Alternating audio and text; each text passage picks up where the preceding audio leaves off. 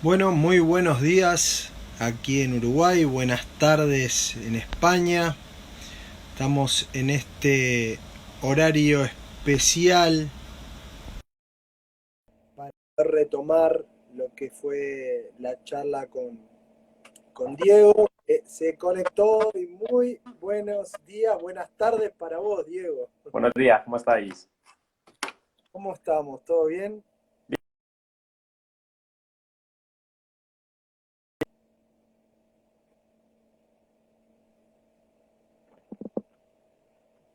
Hola. Esperemos que funcione hoy. ¿Me oís bien? Sí, por ahora esperemos sí que hoy la conexión esté de nuestro lado. Esperemos. Es que, pero además es muy raro, ¿eh? Porque es que yo creo que no ha fallado nunca esto. Bueno, a nosotros tampoco nos había fallado nunca. Y vimos las pruebas después y como que sí, quedó ahí, que se cortaba y quedaba como que tu imagen.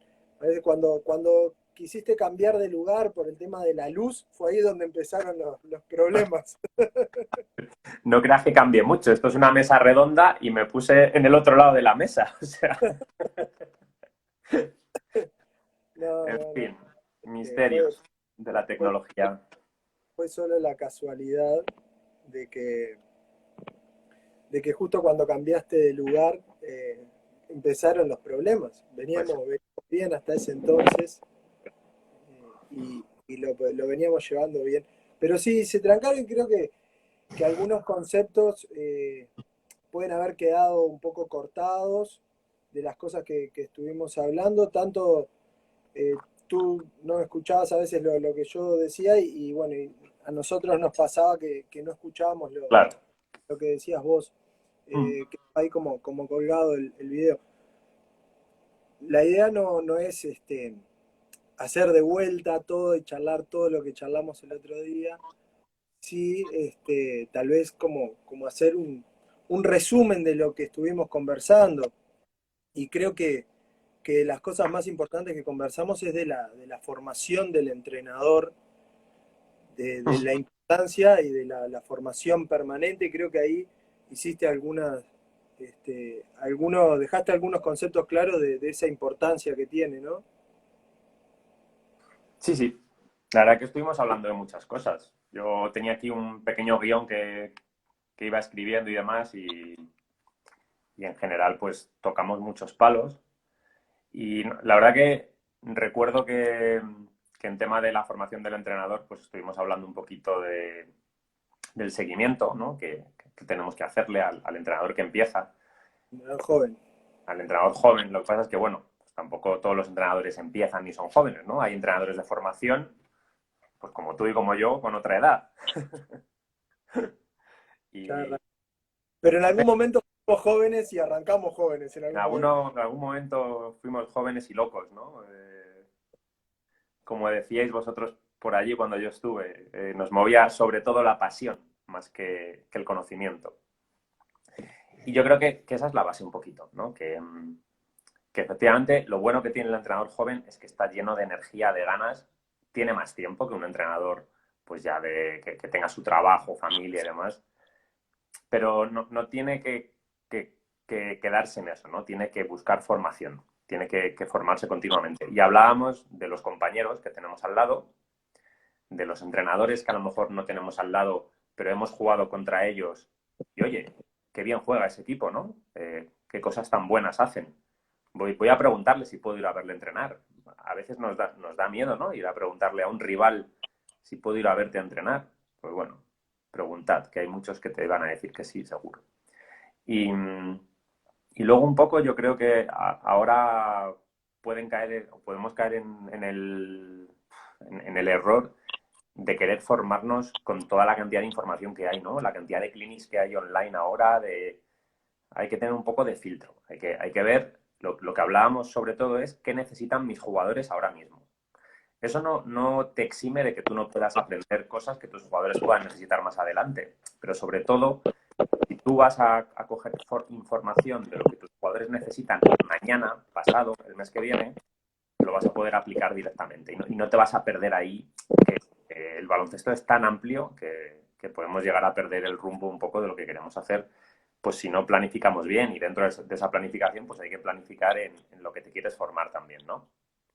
Y también hablábamos que igual que a los jugadores les intentamos corregir o les hacemos más hincapié en lo que se les da peor, porque lo que se les da bien, pues por naturaleza, pues van a seguir haciéndolo bien, salvo que pase algo extraño. Yo creo que los entrenadores, pues tenemos también que intentar formarnos en aquello en lo que sabemos que somos peores. Entonces, creo que eso nos cuesta más. Nos cuesta más porque nos gusta mucho ir a ver a un entrenador que hace cosas que yo entreno, porque como yo las entreno me gustan, entonces voy a ver cómo las entrena él. Nos gusta mucho ver un clinic de, pues bueno, pues yo qué sé, de tiro, de bote, porque me gusta mucho el tiro, me gusta mucho el bote. Pero yo creo que lo que nos va a hacer mejores es justo lo otro. Voy a ver a un entrenador hablar de algo que sé que a mí no se me da bien, que no controlo, que no domino. O que entiendo, pero nunca he profundizado en ello. Entonces yo creo que ese pasito nos falta darlo, ¿no? Es salir un poco de la zona de confort. Totalmente. Salir bastante de la zona de confort. Y Esa luego es siempre, esa- perdona. la manera de progresar, salir de la zona de confort, porque si no me quedo... Tú, una pregunta, porque me estaban escribiendo por interno de que tal vez mi audio estaba bajo. ¿Vos me escuchás bien? Muy bien. Bien. Te escucho muy bien. Este, no, lo que decía esto de salir de la zona de confort es lo que me hace crecer, evolucionar, modificar, readaptarme. Y a veces así también nos quedamos en eso. Que los jugadores lo hacen, ¿no? Pico con la mano derecha y voy y tiro la bandeja con la mano derecha porque me queda más cómodo, porque sé Porque, claro, que la puedo invocar y con la mano izquierda me cuesta más, entonces tal vez no la tiro. efectivamente, yo creo que eso es una parte muy importante, ¿no? El formarte en aquello que como entrenador sabes, y tú sabes en qué eres peor, y si no lo sabes, pues también es bueno que le preguntes a tus compañeros, oye, ¿tú en qué crees que puedo mejorar? ¿No? A tu director técnico, que esa es una misión suya. Y luego también hablábamos de que un entrenador de formación respecto a lo de qué necesitan mis jugadores, tiene que tener claro los principios, ¿no? Las cosas fundamentales. Es decir, hay cosas que si el jugador no entiende, no domina y no pone en práctica en el juego, pues da igual que tú le enseñes 25 cosas más. Le faltan las primeras letras del abecedario, ¿no? Le falta el ABC. Entonces, si tú te vas a la H o a la J, oye, pues mira, muy bonito. Bien, pero no va a usar nunca la J, porque necesita de las otras letras, ¿no? Como aprender a escribir. Y yo creo que en ese aspecto es muy importante, pues eso, plantearte cuáles son unos mínimos básicos que los jugadores necesitan por edad barra categoría barra talento, ¿no? Es decir, ni dentro de la misma edad ni dentro de la misma categoría, Desarrollo personal. claro, cada jugador es diferente. Sí que vas a poder hacer como grupos, ¿no? Un poco de... Este grupo se desarrolla un poquito más rápido, este grupo se desarrolla un poco más lento. Luego hay jugadores que por características físicas se desarrollan más lento de lo normal. En España tenemos un ejemplo clarísimo, Pau Gasol. Eh, cuando la generación de Pau Gasol fueron campeones junior del mundo, que fue cuando pegaron salieron, ¿no? a la luz. Oh, qué buenos son estos tíos. Pau Gasol era el último jugador interior suplente. Y en cambio, pues, Fue el que luego, terminó al más alto nivel después. efectivamente, al final terminó al más alto nivel y de momento no lo ha habido a más alto nivel. Es decir, hay que esperar a ver si alguien más lo hace. Entonces, pues bueno, que hay que tener muchas cosas en cuenta, ¿no? Primero, la velocidad a la que cada uno se va desarrollando físicamente, porque alguno pues eso, que ya esté muy desarrollado motrizmente, evidentemente vas a poder hacer muchas más cosas con él que otro que necesite aprender a correr, aprender a saltar, aprender a frenar, aprender a cambiar de ritmo, ¿no? Y eso tiene mucho que ver normalmente con el tamaño. ¿Quiénes son los jugadores más rápidos, los más hábiles, pues los chiquititos, ¿no? Y luego, sobre todo, tener muy claro que necesitan una serie de fundamentos con y sin balón, que esto es muy importante, básicos para poder luego desarrollar los siguientes. Y luego una cosa en la que yo doy mucho la tabarra, ¿no? Insisto mucho en los cursos. Todos los jugadores pueden aprender a usar los dos lados de su cuerpo. Todos. Todos. O Todos sea, tienen que aprender a usarlo.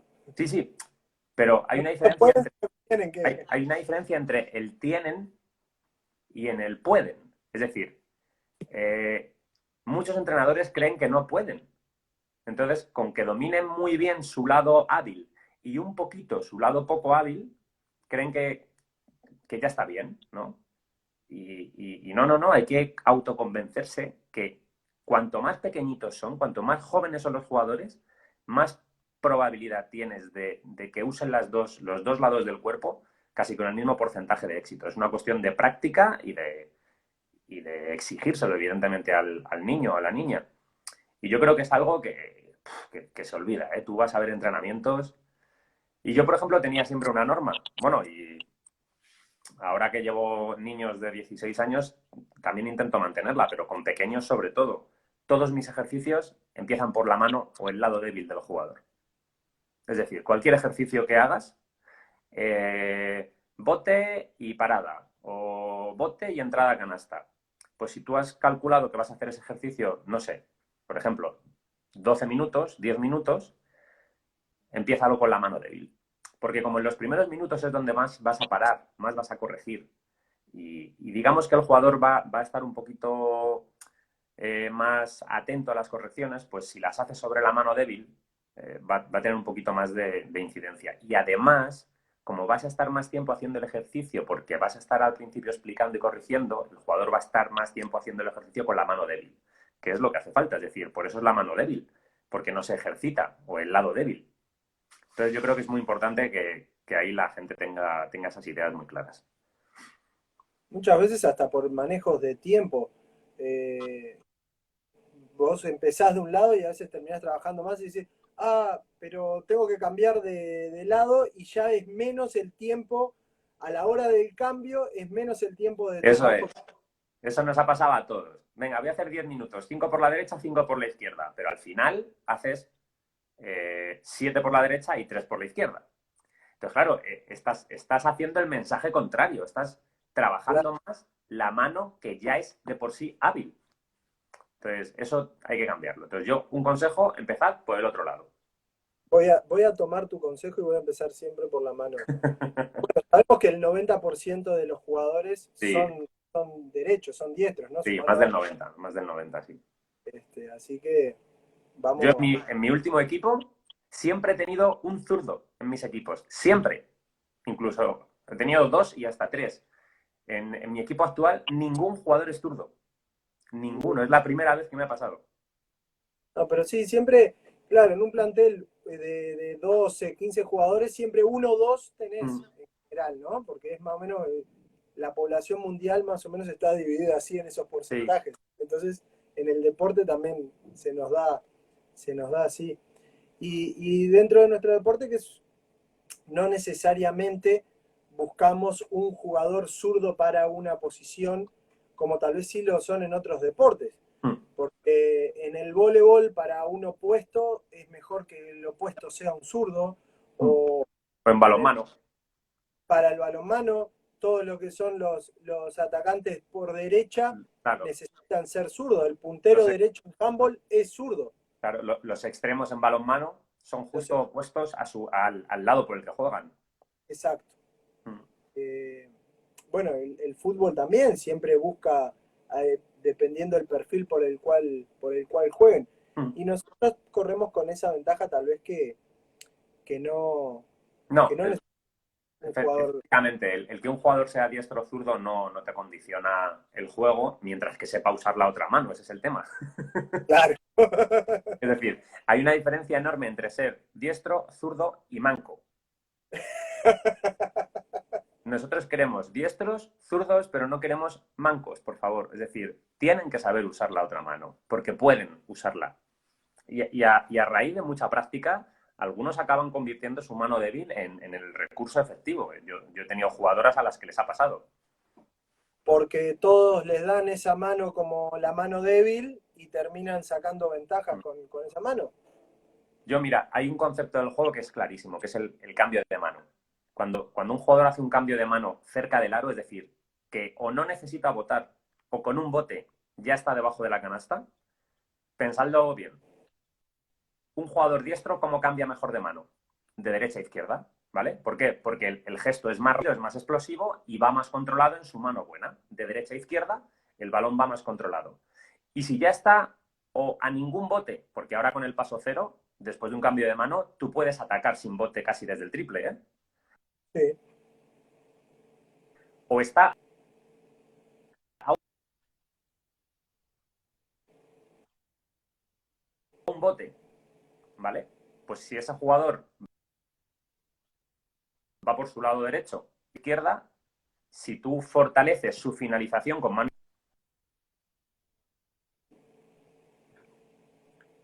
¿Sabes, Diego, que justo se te trancó eso que estabas explicando?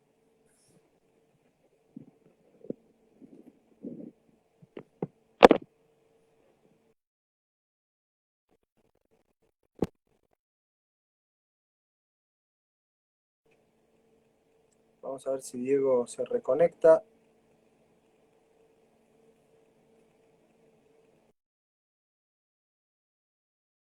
Nosotros, a ver, vamos a buscar reconectarlo a Diego.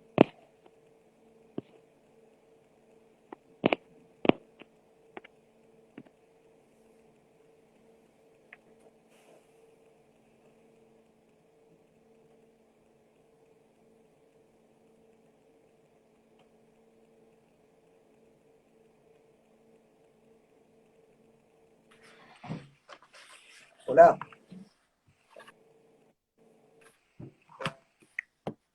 Estamos ahí conectando. Sí, ahí volviste.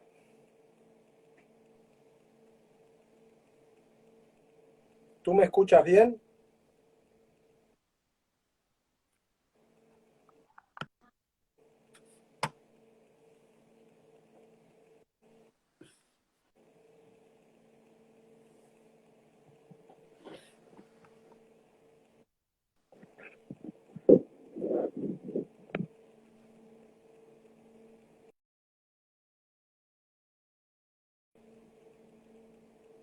No estamos teniendo suerte con Diego.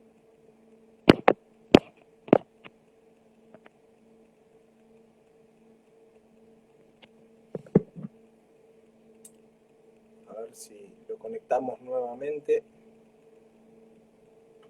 Venimos bien.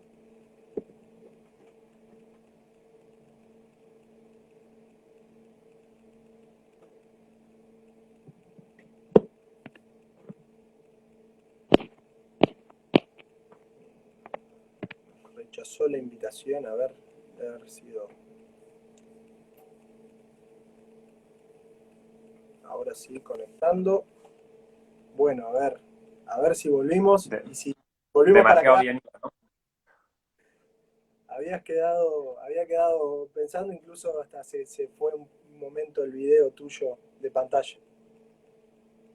Pero ahora me escuchas bien. Ya, sí, Bien.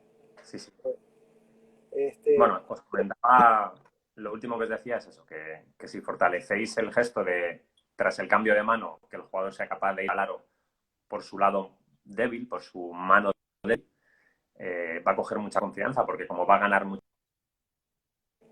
ventaja en el cambio de mano, esa ventaja la puede aprovechar. Entonces, yo os recomiendo que trabajéis sobre ese tipo de situaciones. Bueno, pues para crear jugadores más, ¿no? Con ambas manos. más completos, jugadores ambidiestros que puedan entrar por las dos manos igual, pasar con las dos manos igual, y bueno, y definir cerca del aro con las dos manos. No, no vamos a hablar ya de un tiro exterior, pero sí los tiros cercanos, 2 metros del aro, manejarlos con ambas manos.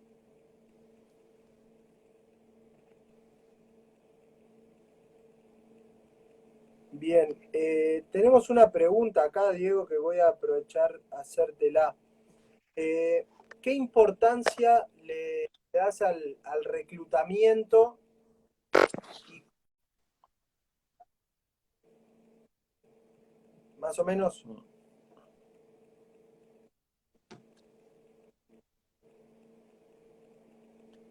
Sí, lo que nosotros no va es la imagen con el sonido.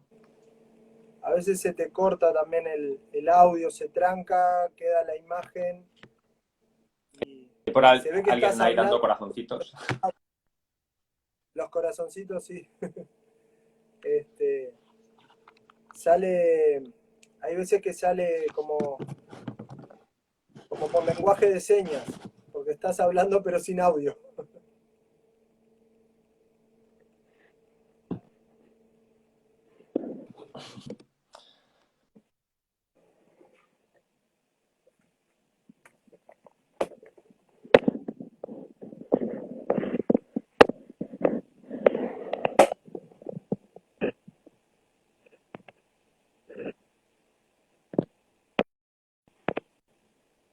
Hola, ahí cómo está? ¿Me escuchas?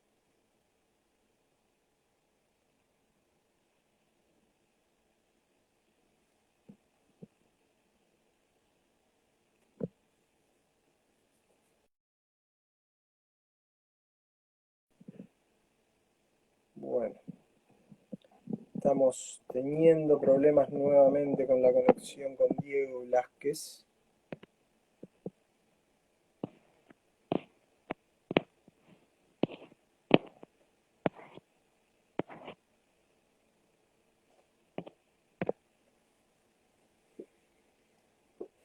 Teníamos una pregunta que hacía Guido sobre el reclutamiento.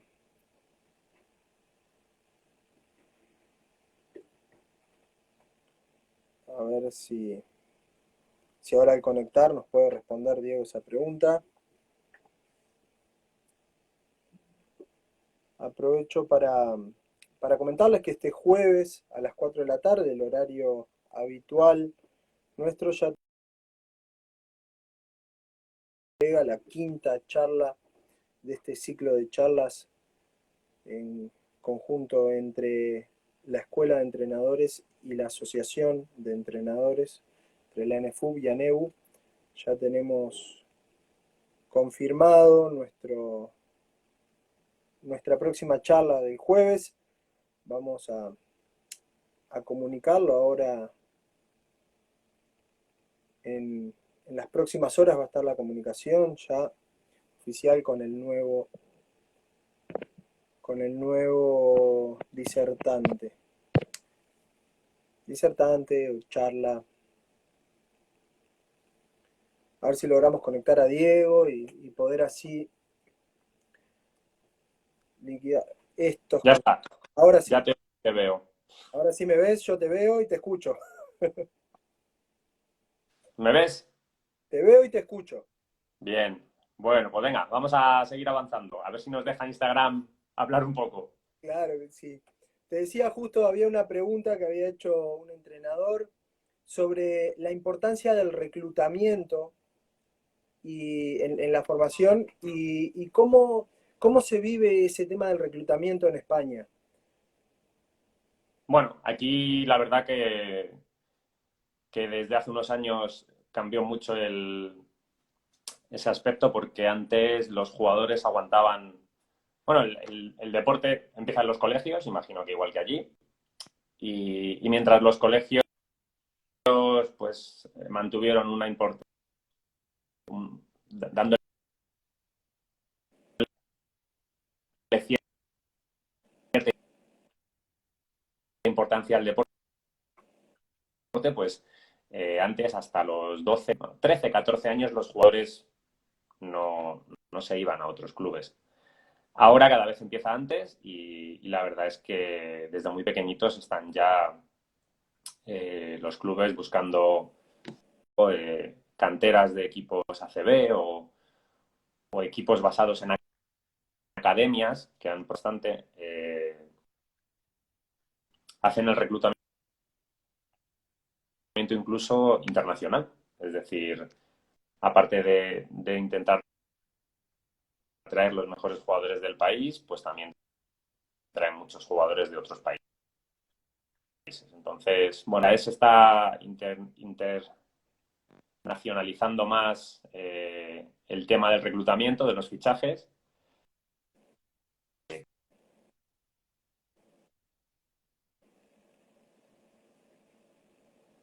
Eso que hablabas del... A ver, tenemos de vuelta Es exagerado, ¿no? con tu audio. Hablabas del reclutamiento internacional en algunos equipos con mayor poderío. Es el caso, nosotros tenemos un jugador, uno de los talentos jóvenes uruguayos, generación 2003, Agustín Ubal, que está ahora en Barcelona, que, que el Barcelona lo reclutó.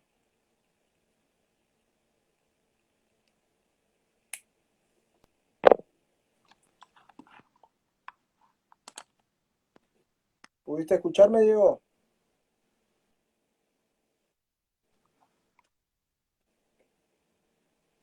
Te ¿Pudiste oigo ahora. escuchar lo que hablaba de Agustín Ubal? No. No. Nosotros, hablabas del llegaste a hablar del reclutamiento internacional que hacen algunos equipos.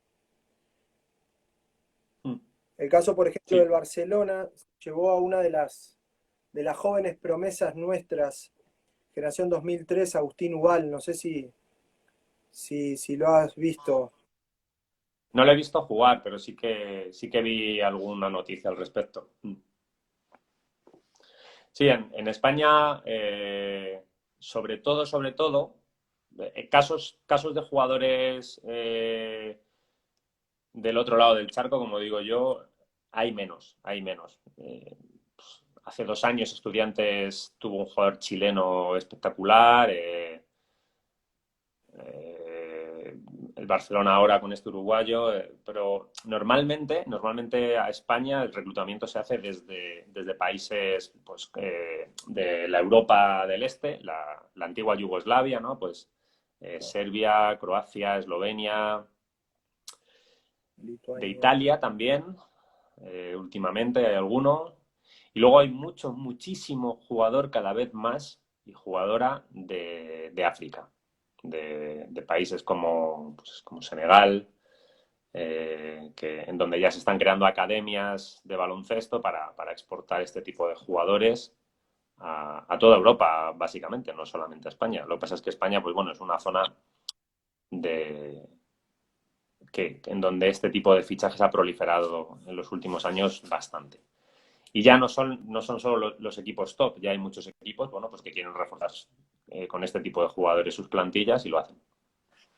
¿Y cómo ve aquel equipo tal vez de menor recurso que tiene un jugador así emergente, un jugador que proyecta, un jugador de mucha proyección, de mucho talento, y que viene otro equipo tal vez mayor y se lo lleva? A ver, normalmente sienta mal. Yo he estado en las dos partes, en la de equipo club pequeño,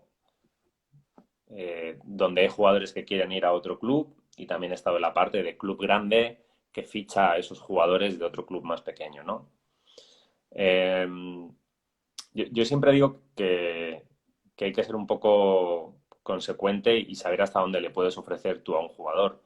Si tú a un jugador le puedes ofrecer prácticamente lo mismo que le están ofreciendo en el otro club, 1 año, 2 años más, bueno, pues por lo menos eres sincero y sabes que lo que le estabas ofreciendo es verdad. Otra cosa es que no puedas competir con la oferta. No hablo oferta económica, o sea, no hablo de que tenga que pagar algo el jugador o le bequen, sino un poco de la oferta de desarrollo, ¿no?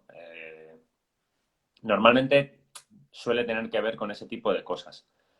Ahora, últimamente, pues lo normal es que los jugadores también busquen un poco la inmediatez del éxito, ¿no? Estamos en una sociedad que no tiene paciencia, que busca el éxito rápidamente, a toda costa, y quizás si se queda en un sitio tiene que trabajar 2 años o 3 años para conseguir, bueno, para optar a ese éxito, y si se va a otro sitio, probablemente en un solo año tenga la posibilidad, ¿no? de tener ese éxito que buscaba, ese objetivo. Entonces, pues bueno, hay casos para todo. Hay casos en donde el jugador acierta, hay casos en donde el jugador se equivoca. Luego está la famosa frase, ¿no? De que prefieres ser cola de león o cabeza de ratón. También. Eh, Hay veces que el jugador, por irse precipitadamente, pues ve cortado un poco su desarrollo en cuestión de minutos, porque al final es muy importante los minutos que juegues. Hay veces que no, hay veces que el hecho de irse hace que no se vea afectado en cuestión de minutos y que el nivel que tiene de entrenamiento alrededor suyo pues es mejor, entonces el jugador acaba mejorando más. Bueno, esto lo único malo que tiene, y digo lo único entre comillas, porque me parece muy, muy, muy malo, es que cada vez hay menos equipos que son capaces de optar a una Final Four. Es decir, en Madrid, hace 10 años, tú tenías siempre pues al mejor equipo de la categoría, ¿no? Pues un Real Madrid, un Estudiantes, bueno, pues por presupuesto, por proyecto, pues eran los mejores.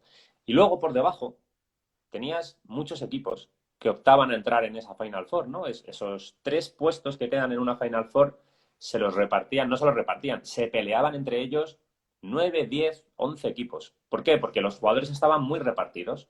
Digamos que había 3 o 4 jugadores muy buenos por equipo. ¿Qué ha ocurrido en los últimos 10 años? Pues lo que te hablaba de la inmediatez, ¿no? Un poco como la NBA. Hace 10 años cada equipo tenía sus estrellas y no se movían. Sus estrellas no se movían de ningún sitio.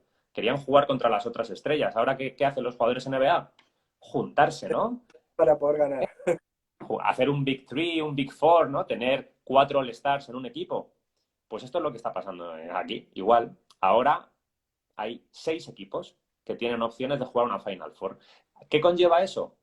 Pues que has perdido 6 equipos que antes peleaban por una Final Four. Pero eso en número de partidos disputados es mucho partido. Es decir, tú antes tenías al año a lo mejor de 30 partidos, 12 partidos muy buenos, que tenías que ir al máximo, al 100%. Y ahora tienes 6 partidos muy buenos. Tu número de partidos de una exigencia del 100% se ha reducido a la mitad. Entonces, ¿eso es bueno? Bueno, pues lo veremos en muy poquitos años, cuando veamos, por ejemplo, en España, cómo se sustituye a esta generación de jugadores, ¿no? que teníamos en la selección. Pero yo no creo que sea bueno que tú tengas solamente 6 partidos disputados al año. Los clubes intentan arreglar esto, pues bueno, subiendo a jugadores de categoría, haciéndoles jugar con los de su edad y con los de 1 o 2 años más, pero al final las competiciones se están viendo afectadas porque el alto porcentaje de buenos jugadores de los que causan diferencia se están centrando en menos equipos que antes. Y eso al final pues hace que tengas menos partidos buenos. Y eso se puede modificar tal vez No, el formato de competición para... sí, el formato de competición lo intentan modificar siempre para evitar que haya partidos muy desigualados y para intentar que haya más número de partidos con equipos de nivel parecido. Eso se intenta hacer a nivel organizativo. En ese aspecto sí que se ve que intentan cambiar las normas y demás, pero es muy, muy difícil, muy difícil. Al final, al final estamos hablando que en el grupo final, en el grupo último, aquí en la Comunidad de Madrid, que hay 6 equipos, ¿vale? El primero al sexto le gana de 60 o de 70 puntos. Entonces, claro, el partido contra el sexto y contra el quinto, pues apenas tiene trascendencia, incluso contra el cuarto ya. O sea, Antes, en cambio, pues bueno, había más igualdad, había más equipos igualados, ¿no? Que el balance se inclinaba a un lado o a otro, pues bueno, dependiendo de muchas cosas, pero no estaba tan decantado quién era el favorito. Y eso se está perdiendo, se está perdiendo. Vos hablaste, bueno, hiciste mención un lado a Paul Gasol y tal vez a esa generación junior campeona del mundo y de ahí tal vez un poco todo lo que ha sido España en estos años. Hablaste ahora también de un cambio generacional cuando estos jugadores últimos campeones del mundo también, bueno, por temas cronológicos, Mm. dejen también de jugar. Pero, y esto es algo que en algún momento hablamos tú y yo, y vos me decías un poco el empuje de España y por qué España se convirtió en estos últimos años en una potencia mundial, esa raíz, sí, del talento de estos jugadores, de estas generaciones que ha tenido. ¿Crees que además de eso ha habido algo a nivel organizativo, algo a nivel de formación que hace que esto no sea solo jugadores talentosos que o por casualidad se juntaron, sino que también es consecuencia de algo? A ver, evidentemente el talento es una de las cualidades que tiene que tener un jugador, pero eh, en España sí que, vamos, yo no soy ninguna persona autorizada porque no conozco la organización desde dentro de la Federación Española, pero bueno, de lo que conoces desde tu labor de entrenador es que hay muchísimo seguimiento. Aquí en España desde los 11 años empieza el seguimiento ya de los jugadores a nivel internacional. Hay un campeonato de España de minibásquet. Y ahí en ese campeonato de España, que aunque, insisto, hay jugadores que a lo mejor no juegan ese campeonato de España y acaban estando en la selección internacional, como ha pasado muchas veces, ¿eh? Eh, pues ahí ya empiezas a detectar a muchos jugadores. Luego hay concentraciones de todas las categorías 2 o 3 veces al año, en donde juegan torneos internacionales. En fin, al final la Federación Española hace un seguimiento bastante importante de muchos jugadores, ¿no? De los que destacan de por sí y de los que puede que destaquen dentro de unos años. Pero yo creo que la diferencia entre lo que había hasta ahora y lo que puede venir de ahora en adelante va a tener más que ver con las posibilidades que se les dé a esos jugadores, ¿no? Si tú echas la vista atrás y estos jugadores juniors de oro o incluso muchos de los que están ahora fueron jugadores importantes desde muy jovencitos, es decir, y tuvieron esa repercusión internacional con 17, 18 años y al año siguiente o a los 2 años estaban jugando en la ACB, eran profesionales, se les daba oportunidad, se les daba minutos. Ahora mismo es muy difícil ver eso. De hecho, aquí hay 3 categorías por debajo de la ACB y, y ves jugadores internacionales que incluso carecen de minutos importantes en una de esas 3 categorías inferiores. Entonces, claro, si estás hablando de que el último campeonato junior, que no sé lo que haría España, no me acuerdo, porque la verdad que estoy un poco desconectado, pero seguramente que tiene jugadores importantes y no se escucha hablar de ninguno de esos jugadores. Sí que es cierto que, por un lado, porque ahora se van a la NCAA muchísimos de estos jugadores, a Estados Unidos, a jugar, pero hay otros que han vuelto y no han tenido ni oportunidad ni repercusión. O sea, ni oportunidad unos, ni repercusión en cuestión de minutos, aunque sí les han dado la oportunidad otros. Y bueno, yo creo que ahí va a estar ahí un poco el kit de la cuestión, ¿no? Y luego yo tengo un amigo que tiene una frase muy buena que dice, en España hay buenos jugadores a pesar de los entrenadores. Y es porque dice que los entrenadores estamos bajando el nivel, ¿no? Si te vas a esos entrenadores que había antes con estos jugadores, ¿no? Cuando Rudy Fernández era cadete o junior, o Ricky Rubio, o Navarro, o Raúl López, o Felipe Reyes, eh, pues muchos de estos entrenadores están ahora en la ACB. Eran ayudantes. eran ayudantes o directores de cantera, pero están ahora en la ACB esta gente. Y yo creo que ha habido ahí un salto generacional, es decir, se está perdiendo más, yo creo, el talento del entrenador que el del jugador. Lo que pasa es que el jugador luego no tiene oportunidades, ese es el problema. Pero, pero no sé, la verdad que no sabemos nunca qué va a pasar. Sin ir más lejos, en este último mundial todo el mundo daba a España por fuera de las medallas, ¿no? Y Es sin embargo, decir, después de la primera fase todo el mundo decía, madre mía, qué mal, estos están acabados, ya no valen. Y fueron campeones. Pero, pero no sé. Está claro que en España se hace muchísimo seguimiento de los jugadores, muchísimo. Compiten desde muy pequeños, eso sí que es cierto. Ya con 11 años están jugando un campeonato de España. Con 11 años estás jugando una final de un campeonato de España en un pabellón con 4.000, 5.000 espectadores, lleno hasta la bandera. Ahí ya ves los chavales que aguantan la presión y que no. Y están haciendo eso durante todos los veranos hasta los 20 años. Entonces, pues bueno, yo creo que competitivamente llegan a muy buen nivel, ¿no? Están acostumbrados a competir en circunstancias de este estilo. Y luego al final el talento y el trabajo que se haga con ellos no valdrá de nada si no se les da oportunidad. Eso es algo que tenemos que tener muy claro. Y ahora mismo se les está dando muy poquita oportunidad a estos jugadores. ¿Por qué? Pues porque en cuanto el equipo no gana, al entrenador, ¿qué hacen? lo echan. Lo echan. No hay paciencia. Volvemos a lo mismo. La Está inmediatez. En, O sea, en, en, esto de la inmediatez de y en éxito, cualquier todo el mundo. claro.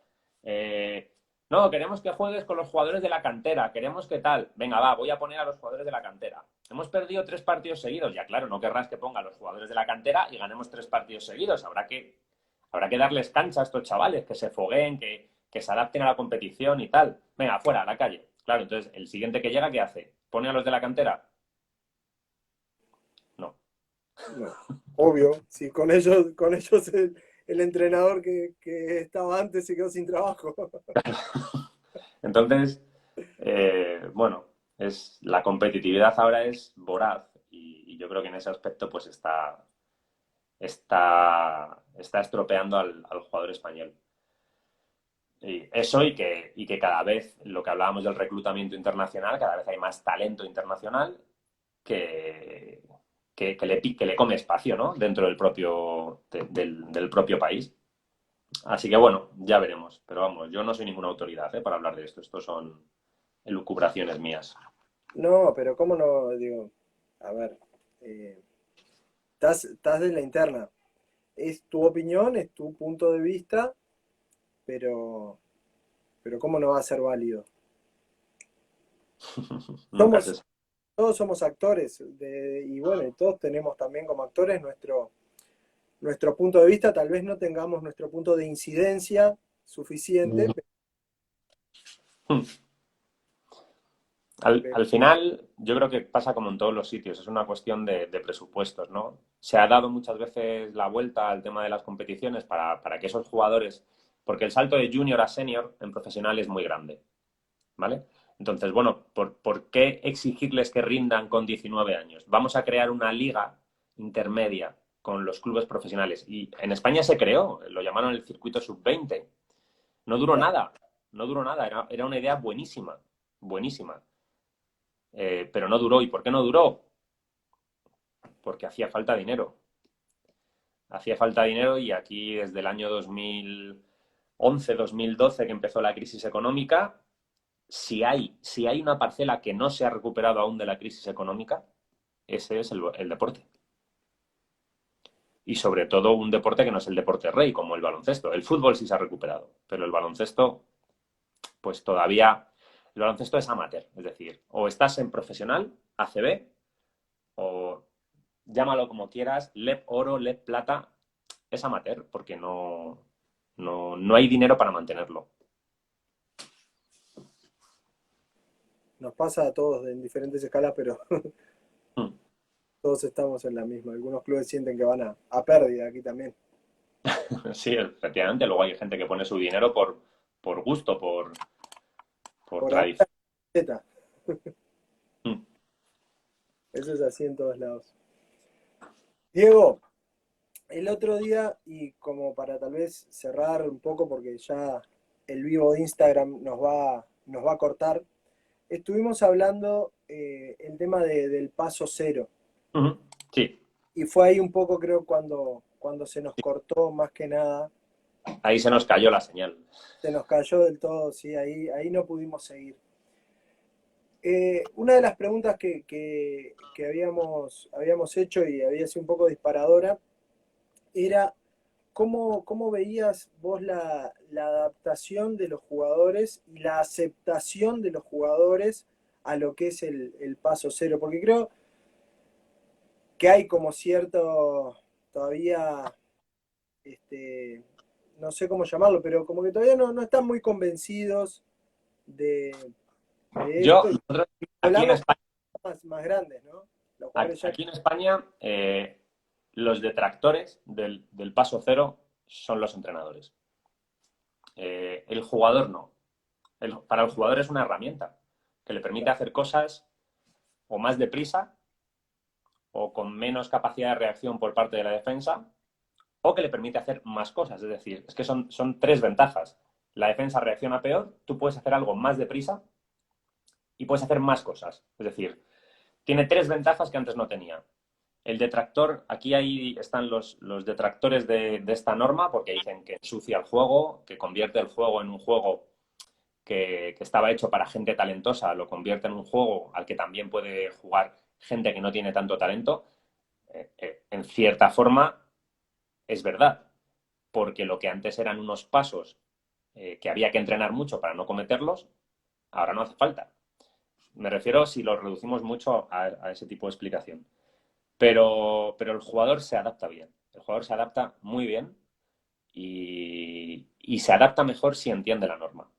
¿Vale? O sea, creo que justo se cortó por aquí. Tú le puedes decir, puedes hacer esto, así que hazlo, ¿no? Y entrenas un gesto.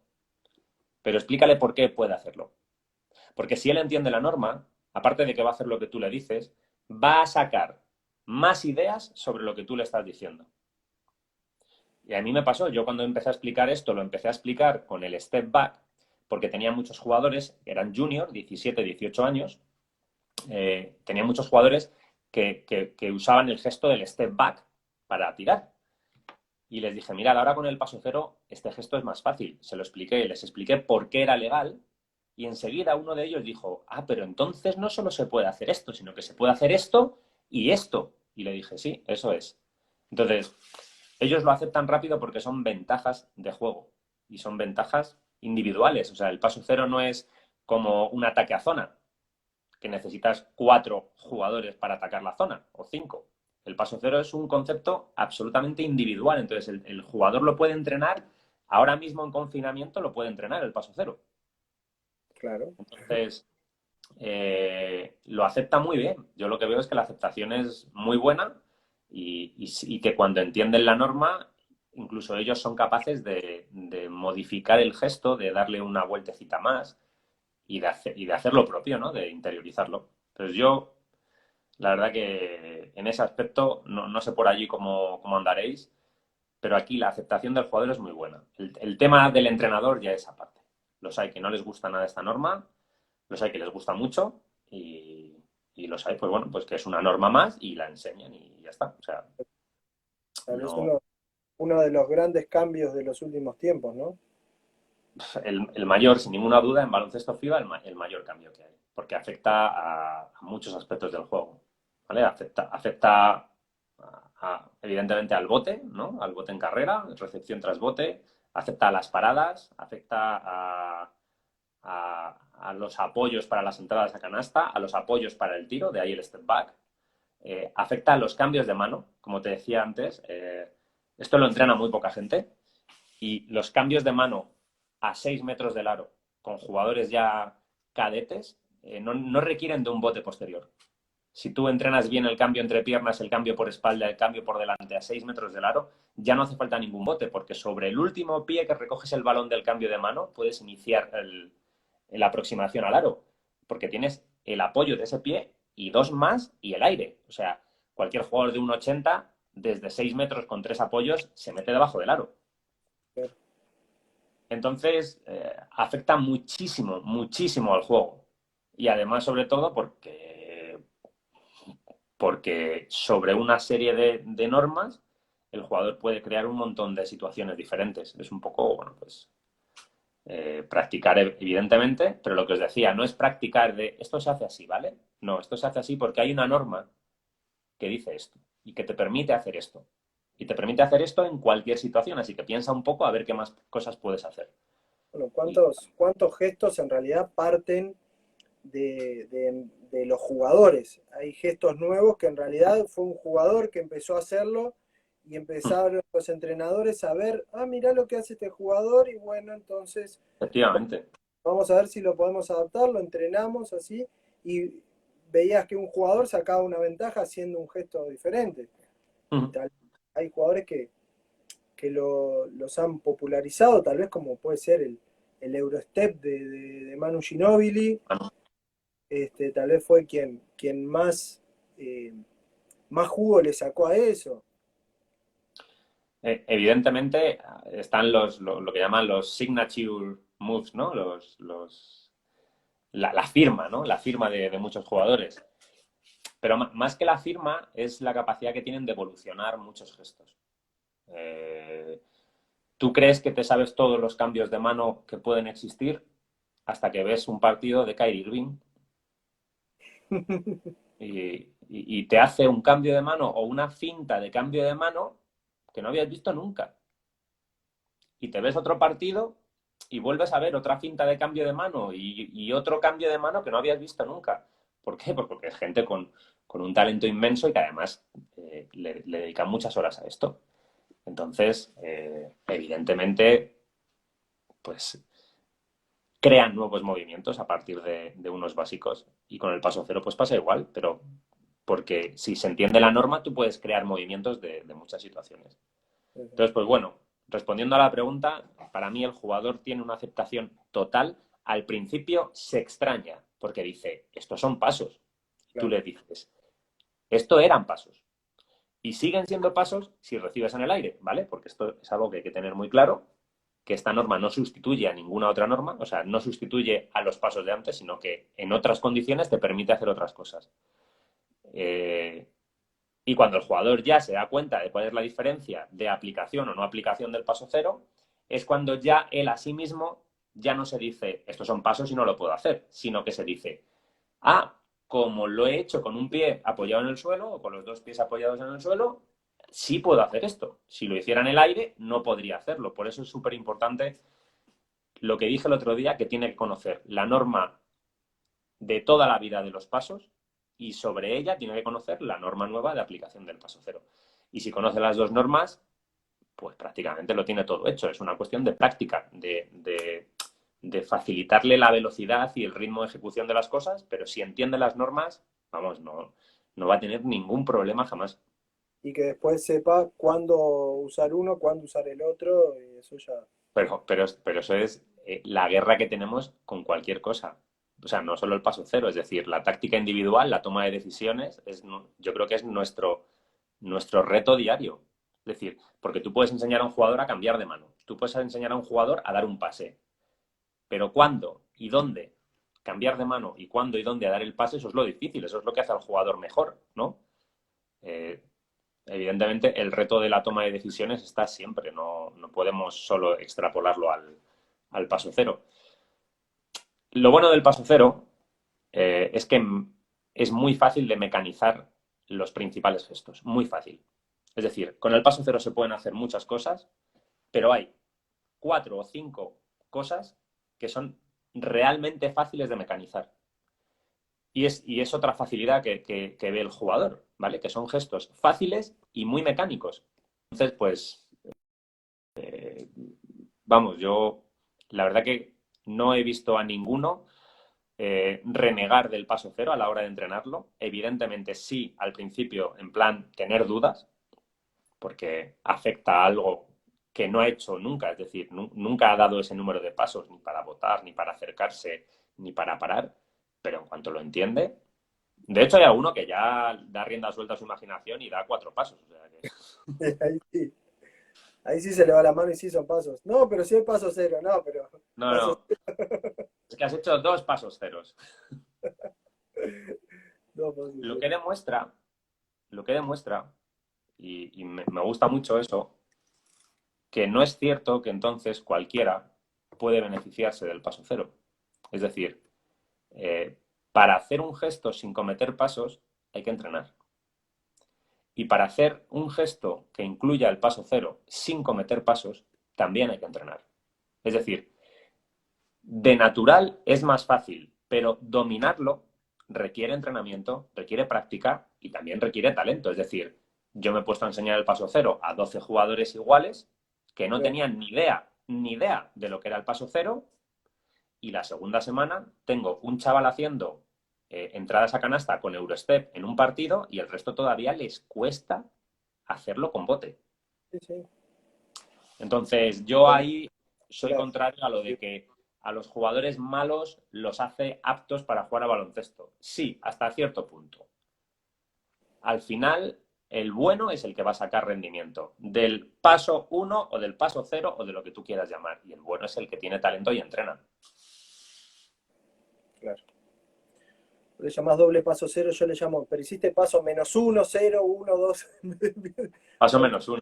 Empiezan a restar los pasos. Diego, bueno, ya hace una hora que estamos de charla, más el otro día, y el Instagram nos va a cortar porque a la hora se corta. Así que quería agradecerte infinitamente esta disposición, tanto el otro día como hoy de nuevo, a una hora diferente que probamos, tanto para ustedes ahí en España, para nosotros acá en la mañana. Eh, Muchas gracias por este tiempo. De nada, Gonzalo, y gracias a vosotros. Yo espero que a la gente que se haya conectado pues le haya servido un poquito. Decir lo que digo siempre, que yo, o sea, ahí está mi Instagram, ahí está mi cuenta y que suelo responder a cualquier consulta que se me haga sobre baloncesto o cualquier aportación. Hay gente que me envía cosas de, mira lo que he hecho. Ah, pues está guay, porque al final, un poco hablando, es la única manera que vamos a tener de crecer. Y, y por último, desearte suerte en esa aventura de la escuela de entrenadores. Bueno, De, muchísimas gracias, muchísimas es, gracias. es difícil enseñar a los chavales a jugar a baloncesto, pero es durísimo intentar llevar una escuela de entrenadores. Te lo digo porque yo estoy aquí en la madrileña, no de director, yo soy profesor, soldado raso, pero el nivel de trabajo que lleva el coordinar todas las actividades, buscar a la gente, creo que es algo que no se reconoce. Creo que la gente solo se queja de lo mal que funciona algo, pero nunca se da cuenta de que cuando no funciona mal hay muchas cosas detrás, ¿no? Yo estudié sonido y decían, a los técnicos de sonido, cuando no se escucha la película, siempre se acuerdan de nosotros. ¡Joder, qué malo ese hombre! O en un concierto, pero cuando se escucha todo súper bien, nadie se ¿No? acuerda de que están haciendo bien su trabajo, ¿sabes? Entonces, pues bueno, mucha suerte y que los Bueno, entrenadores que tenéis por allí, que ya vi que les gusta mucho esto, vi que Uruguay es pequeño, pero lleno de currantes del básquet, pues nada, a seguir dándolo todo ahí, por aquí estamos en España. bueno, muchísimas gracias, Diego, y gracias a tus palabras. Esperemos sí que sea esto un nuevo camino y que sea con lo mejor posible para todos y fundamentalmente para los entrenadores y el básquetbol uruguayo, ¿no? Así que Seguro que sí. estamos en contacto, te mando un fuerte abrazo de este lado del charco. Igualmente, un abrazo muy grande. Que, bueno, que os vaya bien. Seguimos en contacto, ¿vale? Arriba, Diego. Venga, Chau, chau. adiós, gente.